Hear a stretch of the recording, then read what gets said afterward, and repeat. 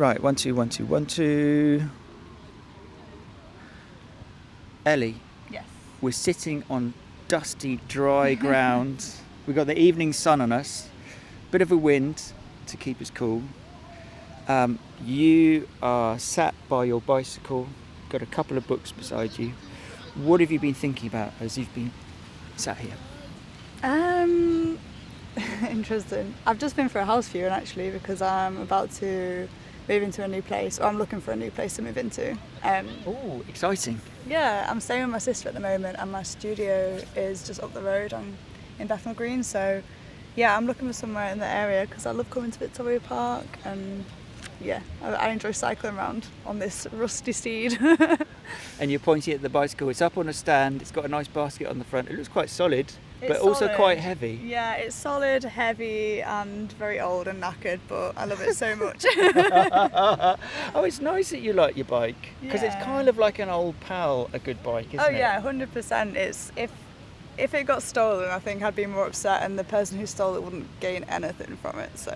Yeah, I've had that. I've had bikes stolen, and you're just like, but that mattered to me. You know, that mattered to me. It doesn't matter to whoever's taking it. Exactly. For them, it's like 20 quid or 100 quid or whatever they want to get for it. Yeah, I mean, if that, it's very sentimental though. So. So if you're staying with your sister, that means you're comfortable. You're not stressed out about, oh my God, I'm going to get chucked out of my flat in a week. As you know, some people get to that edge of kind of like, I have to move into a place now. So you've got the latitude to not be rushed. Yeah, which is a blessing. And I'm away for the next couple of weeks, and I'm away in August for a little bit, so I thought it was a good time to kind of browse what's around and stay with my sister while I can. So yeah, she's a legend for putting me up. Oh, that's great. You've got a good click with your sister. Yeah, we get on really well. Nice. Yeah. Is she on a completely different sort of part of her life at the moment, and she hasn't got the instability that you've got? She works several jobs. She's actually a dancer. Oh wow! But she works like part-time jobs as well, and she wants to become a fitness coach and PT. So she's doing her training for that at the moment alongside dancing. So she's got goals. Yeah. She's got targets, and she knows kind of what she wants, at least in the short term. Yeah, 100%. I think that's a long-term goal as well, is to like get more roles in the dance world and be able to give up some of her part-time work. Yeah. It's you. There's a kind of a momentum to that kind of lifestyle, isn't it? When you're doing more than one thing, you're busy. You're kind of like every day. You're kind of working out what you can do when. It kind of takes on its own momentum. Are you in that kind of lifestyle? Are you in a different kind of lifestyle? Similar somewhat. So I'm a calligrapher / sign writer. Oh wow, excellent. Yeah, so like I paint signs, I do chalkboards, I write poems out for people in nice writing, and various other things as well. So I'm freelance doing that, and the work is very up and down. There's like peaks and troughs throughout the year, and you don't really know what's coming when, which is unstable, but it's also, I never get bored, and I think that's what I like about it. I don't think I'd be very satisfied in a 9 to 5, and with the security that comes with, I think I'd get itchy feet. So you like that freedom and that instability. That you're comfortable with that. Yeah. I mean, don't get me wrong. At the moment, like I've been quite busy with work, so it's easy for me to say. But yeah, don't get me wrong. You do get really dry months, dry spells. It is unpredictable, but generally the community is so nice that if someone else has a lot of work, they're able to get you on jobs or help you out, or like pass things over to you. And when you say the community, is that the sign writing community, or is it the calligraphy, or the? It's the sign writing community. Yeah. I think one of the reasons I moved down to London in the first place is because there was such a strong sense of community, and there's a lot of sign writers working here, and I just wanted to get to know people that could potentially be colleagues, whether I work with them or not. It's someone who understands what I do for work. You speak the same shorthand. Yeah, exactly. The same language. Yeah. It's nice that in whatever you do, you know, your sister is a dancer, or, you know, whether you work as a barista or something, when you meet someone who does the same thing, you can immediately have that kind of coded language, which shortcuts everything. Yeah, exactly. There's something precious about that, yeah. So there's another person I've spoken to for this podcast who's a sign writer. So I've heard a bit about how the industry works, or the art form, or the creative space that Yeah. sign writing is.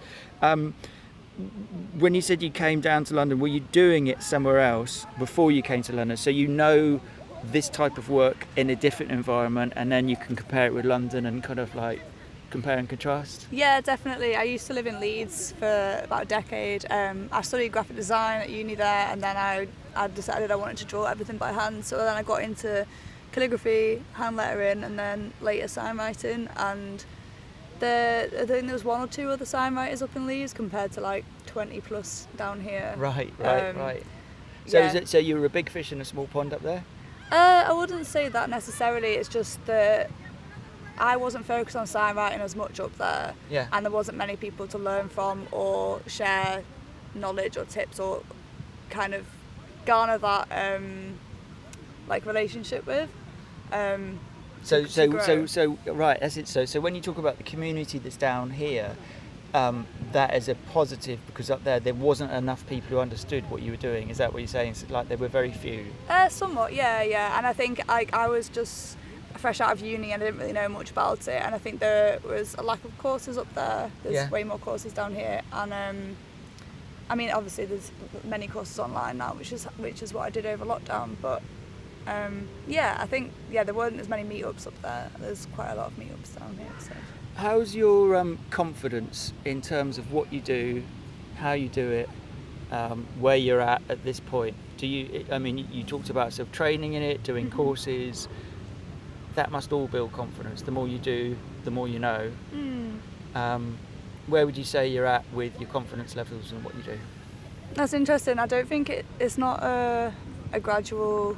It's not a gradual like uphill trajectory really. It's kind of, you'll do something for a few months and then you'll gain a bit of confidence and feel great, and then all of a sudden you feel like you're awful again because your goalposts move as to where you want to be, and I'm constantly shifting that up. So right. I get it. So you get onto the next level, and then you're almost like, I'm challenging myself again. Yeah, almost. Yeah, and I think when I first started doing calligraphy, this is more so. I could see where I wanted to be. I could see other artists and other calligraphers doing this amazing stuff, and I just didn't have the skill for it yet. I just needed to put hours and hours of practice in. So I was getting really frustrated that I couldn't articulate what I wanted to on paper when I could see how good I wanted it to be. Oh, okay. So if I think about it in musical terms, it's almost like someone who's trying to learn a great, let's say, jazz piece or something, but they technically can't get there, and they're like, I know what I want to sound like. Yeah, exactly. Yeah. So is there a lot of, tell us about calligraphy, is there a lot of technical skill? It's not just to do with natural talent. You've got to learn processes for calligraphy. Yeah, absolutely. And I think that the main thing literally is practice. Like the more you do something, the more it gets committed to your muscle memory. And it's such a cliche, obviously, practice makes perfect or whatever people want to say, but it really is true that if you don't practice, you're not going to grow those skills. It's just repetition, really, at the end of the day. And each time you're concentrating on what it is that you're doing, going slowly enough so that you can alter the thing that you did, I don't want to say wrong, but the thing that you weren't happy with last time. Isn't there, because you want to do everything by hand, and because no two things you do by hand will ever be exactly the same, isn't there a mentality or philosophy you've got with life which is perfection is not part of it, because everything you do is unique? So in a way you're sort of committed to not being a machine, like in doing what you're doing. Yeah, interesting point. I think that perfection's a really nice thing to aim for, and I think we should strive for perfection just because that's you're trying to replicate a script or a font and trying to make it the best that you possibly can. Whereas if you start thinking, imperfectionism is part of what makes us human, which is true, there's a tendency that you could get lazy with it and think, whatever, it's made by hand, so it doesn't matter. And I think it's interesting now, though, thinking in the age of AI, because people are almost wanting to make things more imperfect to show that it's human made. Yes, there is that kind of kickback, isn't there? Yeah. So people are hoping that there's some kind of analog future where messiness and imperfection is actually the human hallmark. Yeah, That's the stamp on what you've done. exactly. AI wasn't Which is involved. a shame for all those people that were trying to make their writing perfect for all these years. Yeah, it is interesting. How do you explain London to your mates in Leeds? I have very few mates left in Leeds. Everyone kind of dispersed gradually. I don't know. I think people from the north, myself included, years back, and my friends and people who don't really spend much time in London have a view of it that I don't think's particularly accurate. And it also depends on what you get out of it and how you place yourself in and around London. I think it's important to recognise that London isn't, while it is one big city, it isn't just one city. I think it's loads of small little towns, and you can quite easily live in a borough and just stay there, I think, really. And it's just like any smaller city or a big town around the country.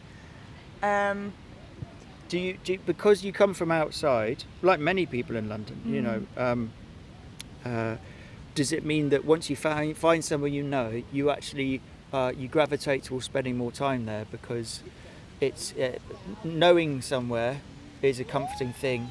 You get to know the people, the shops, the transport hubs, and actually you don't want to continue exploring. Like I've been in London for 25 years. I probably know 5% of the city, and I don't have a hunger to know the whole thing. Yeah, it's interesting. I kind of do have a hunger for that. I always enjoyed travelling around Europe, the world, wherever, and coming to London, that somehow quells my need to do that, which has been really nice because I can focus on my career a little bit more and focus on becoming better at my craft. And while doing that, I still am able to explore places I haven't been before, but they're only an hour away on the tube.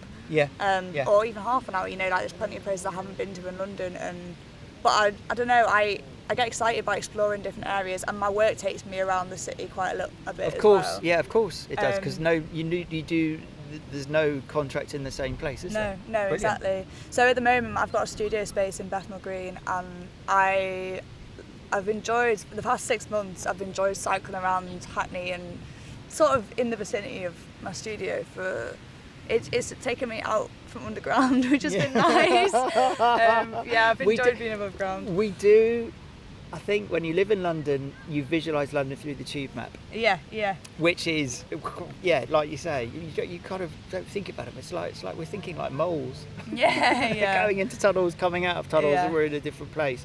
Is there a tube in Leeds? No, there's no tube, there's no metro. I think it would benefit from a metro a lot. I love Leeds because it's got a very small city centre. Right. It's a very independent city in terms of like a lot of coffee shops and shops, bars, whatever. They're all independent venues. Right. And you can really sense that in the city. I was there for almost 10 years, and you get to know people. Even now, I sometimes go back and I'll spot someone that I know or like knew 8 years ago. Yeah. And there's something so nice about that. London, you don't get that as much, but I think you do when you start to only stay in one area or root yourself down a little bit more. Like you were saying earlier, it's nice to get to know someone at a local coffee shop, whereas it's very easy. You could spend your life going around London to a different coffee shop every day and never know the barista or the server or anything, but like you say, you want a community and that sense of, I don't know, deep-rootedness somewhere, I think. Something that you recognise. Yeah, so the chat about community that comes up in these conversations I have for this podcast, and people have kind of slightly different versions of how they do it. For some people, it's kind of repetition, it's seeing the same people. For other people, it's like going to one place and spending more meaningful time there, or having a particular sort of group of people that you hang out with a lot, and that gives you the sense of community. I suppose you always think of community as a static thing. It's interesting you talk about the community of sign writers, because the sign writers will just gather together for a meetup, and then they'll scatter to the four winds again, because they're all working all over the place. Yeah. Do you want community to be rooted in one place? Is that how you think of community, or is that how you've experienced it? Maybe it's a better question in terms of your own life. My instinct says no, because I don't think I see myself as being rooted to one place. I haven't found a place that I'm like, this is me and I'm going to create a life that surrounds this one spot. Right. And I've got several different groups of friends that are, you know, dotted around the country. I've got single friends that are like in different countries, and I really value those relationships and friendships, and I think that is community, whether we're in the same place or not. Yeah, sort of remote community. Yeah. Just not being physically together doesn't mean there's no community. Yeah, and I think I do struggle with that in a sense in London, that sometimes you do need a local community. So even the friends I have in London are dotted all around the city. So, yeah, you know, we could be 45 minutes or an hour away from home to home. Yeah. So there's like two senses of the word, I think, that I resonate with. And one is the remote community that I know I can call up anybody or text them or visit them in different areas. A lot of my friends still live up north. But I think that there's definitely like the local community, and it doesn't have to be like close friends. I think it's, you know, going to a life drawing class or going to a gig or going to the same coffee shop every morning. It doesn't, I think you can have quite an individualistic sense of community as well. And it could change, it could be quite malleable. Yeah. So it could be one thing one day, and it could be another thing another day. Mm-hmm. Something I've noticed over the years with people who are from the north of England is when they meet up with somebody else from the north of England, they're like old mates. There's a real kind of joy in meeting someone else who comes from your neck of the woods and go, definitely. in a way that you don't get with Southerners. Really? No, I don't think, you know, if two Londoners meet, I'm not sure whether they'd have the same... Yeah, maybe not. Or, you know, I don't know, maybe would for specific places, but I think people from the north do have a sense of shared northernness. Oh yeah, absolutely.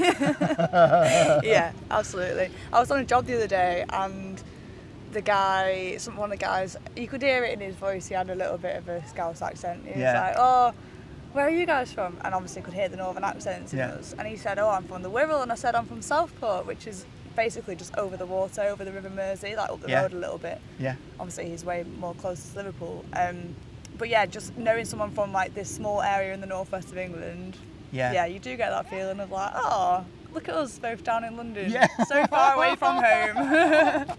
Yeah, haven't we come far? Yeah. But also, I mean, if you transfer it to, say you're going out, you're both from your different areas, then that might change because you're no longer in London far away. But if you're going out locally, there might be a bit more of a tribal, well, you're from there and I'm from here and I've got a different identity. Oh, yeah. Because we're actually right. Yeah, there's big beef between people from around Liverpool and from isn't it interesting that beef is forgotten when you're both somewhere else? Yeah, that's true. So you've come from the north. When you came down, so if you're from, did you say the Wirral? No, I'm from Southport. Southport. For those of us who are not familiar, is that a town or is that a suburb? It's a town. It's a town. Okay. Yeah. Do you love it? Is it home always? Can you go home and know that it's your place, or have you moved on from it? I don't want to throw shade at Southport too much. I don't know. Like, I wouldn't ever want to move back there, I don't think. Right. It served its purpose. Don't get me wrong, I do enjoy going back to see friends and family. I've got quite a few friends who live there and started families there. My parents are still there, my auntie is there. It has a sense of home, for sure. And community, if family's community, there. Yeah, for sure. Yeah. But you've moved on? Not moved on, I'd say. I don't think it would be very good for me work-wise to live in a small town.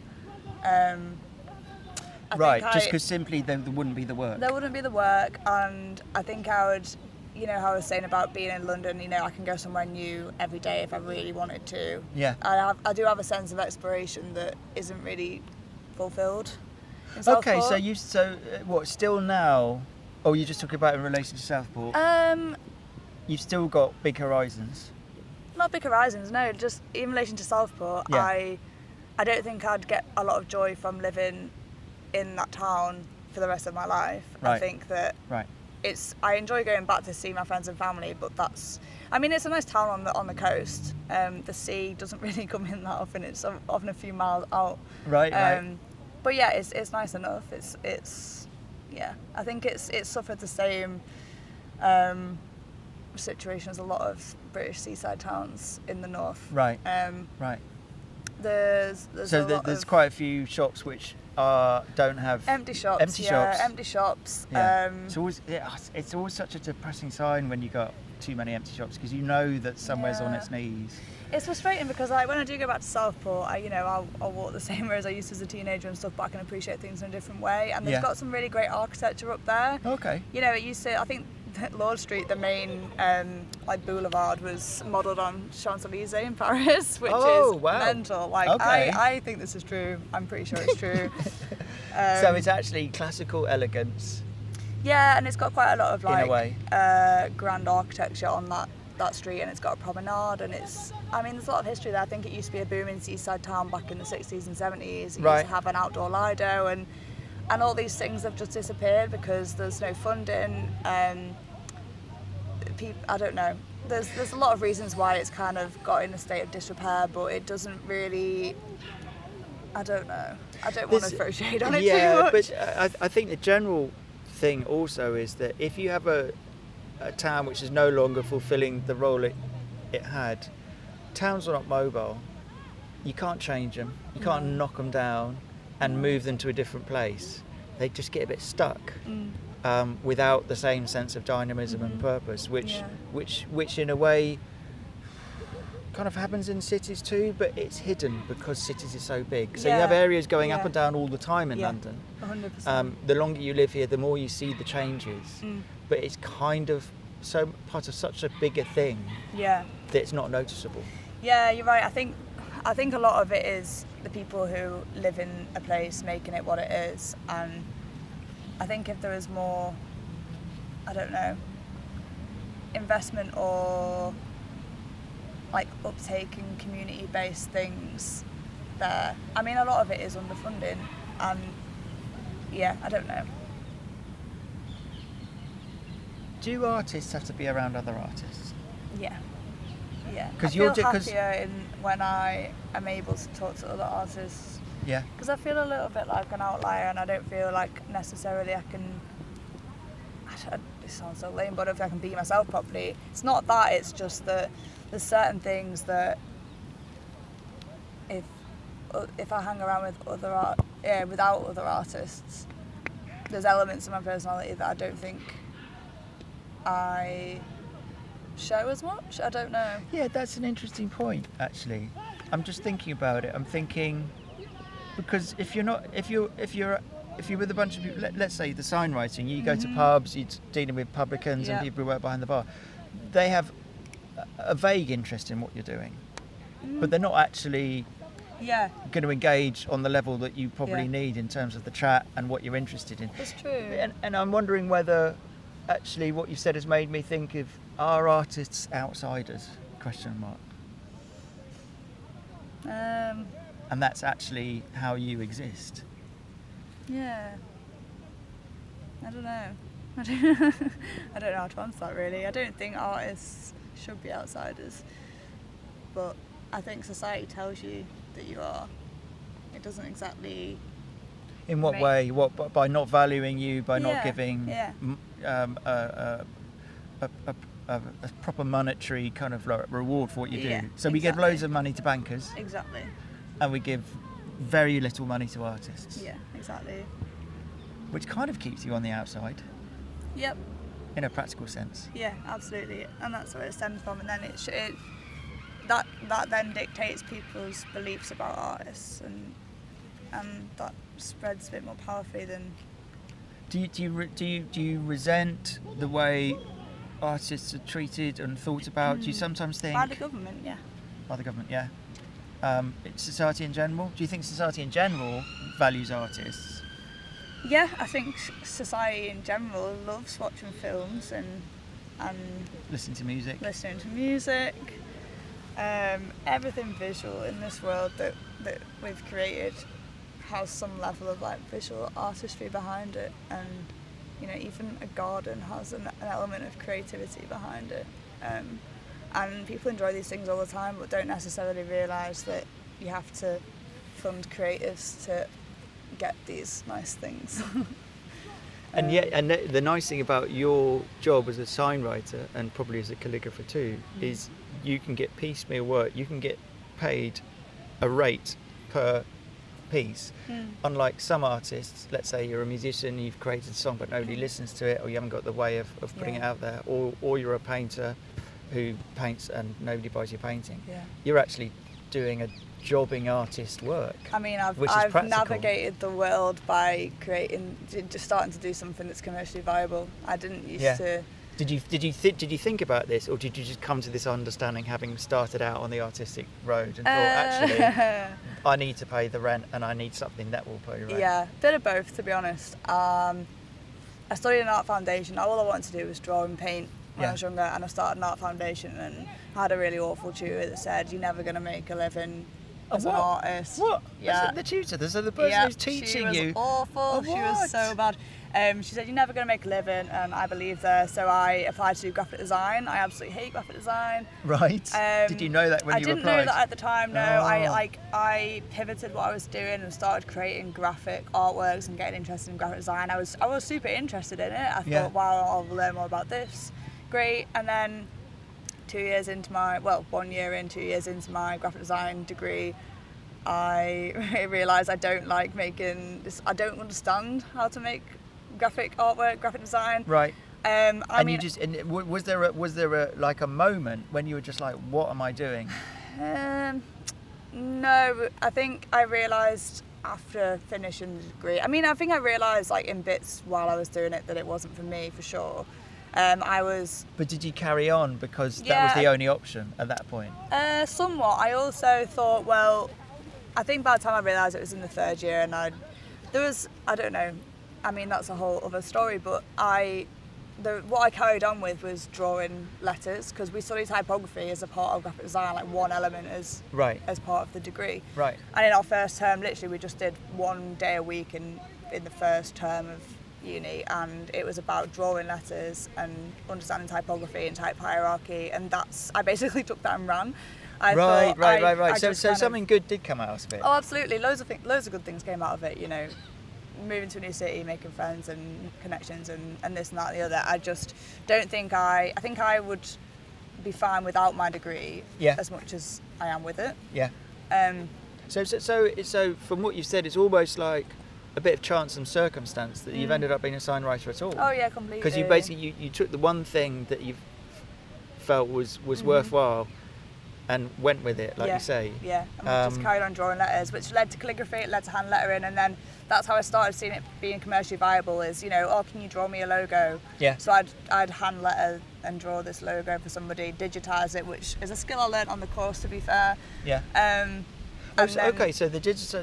So not everything is hand drawn in what you do. Everything's hand drawn to begin with. But then you need to transfer it to a digital. Yeah, exactly, for people to print it or use it for whatever they need to. But I don't do as much of that anymore because our friend AI came in, and people can just type whatever they want in, and AI will create some rubbish version of it. So AI does have a part to play in your story because it's shut off certain doors. Potentially, I don't know this for certain. Yeah. But I know how people use AI, and many of the both entry level and not for huge branding projects, but for if people want a quick, simple logo, they can just get it really, really easy now. They could get it really easily for cheap from, I think there's this site called Fiverr. I don't know if you know of it. No. But designers, artists, whatever, can upload their services to there, and it doesn't have to be a Fiverr, but it's generally quite cheap. It's called a Fiverr because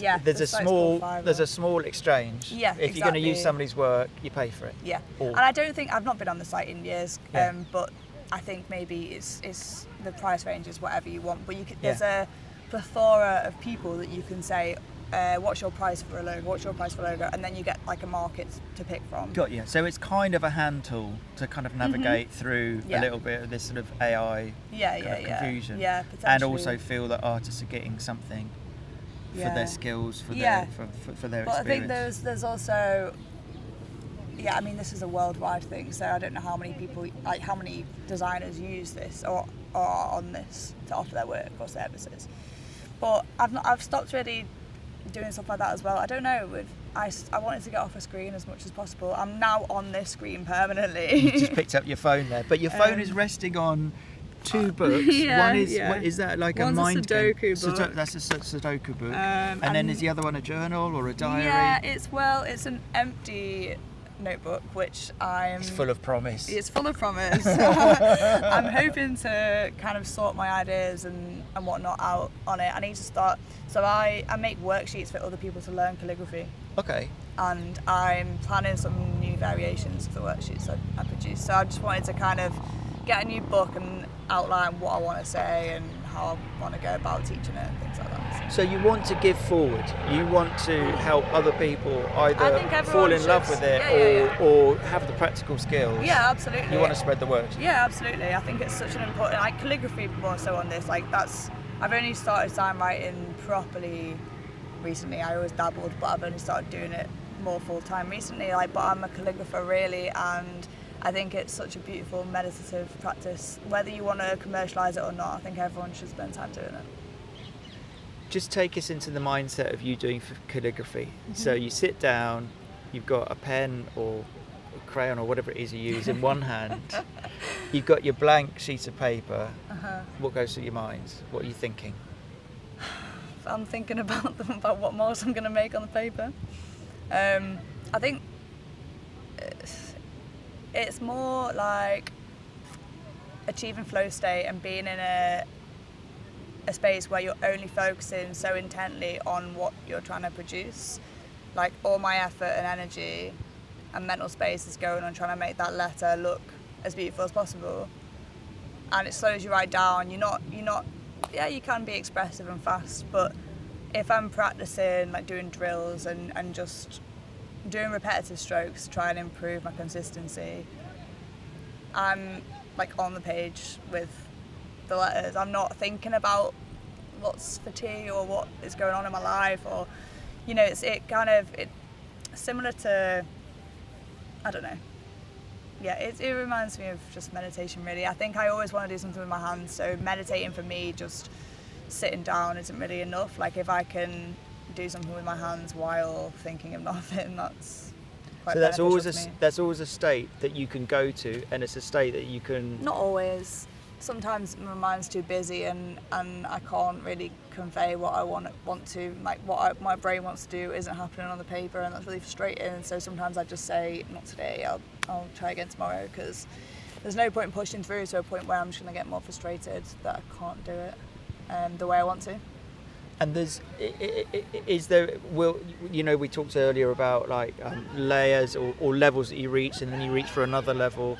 Do you feel that in the future, looking ahead, you've got a wide open kind of future, and you don't think you'll ever reach the limits Oh, no. of calligraphy or songwriting? No, absolutely not. I mean, I don't know, is there an end point to learning the guitar? Like, there's just not enough life to get to the point where it would be enough, I don't think. Yeah, actually, now you said that, because I was thinking, how many letters in the alphabet? Is it 26? 26, because I was thinking in the Latin one, there's 26 letters in our alphabet. But then when you said the song, there's 8 notes in a scale. Yeah, I mean, there's some in between notes too. Exactly. But actually, what you're working with when you're creating music is a very limited number of notes. 100%. But it's endless what you can do with it. Yeah, completely. And it's the same with calligraphy. Yeah. Nice. I kind of hadn't thought about it like that. There's no completion. There's no like, you've completed the game. So when you do your training and your manual for helping other people understand calligraphy, and you get let's say you write a little introduction for starters to go, calligraphy is this, and this is how you think about it. What would, if I was going to put you on the spot and say, how would you sell this art form, this creative expression? You've really put me on the spot. I'm not good at thinking. Because you're not doing it with your hands. Yeah. I don't know. I guess. What is it to you? You know, that flow state you talked about, what it gives you, the satisfaction, etc. How would you put it in? How it works for you? Yeah, I guess meditation at its core. Yeah.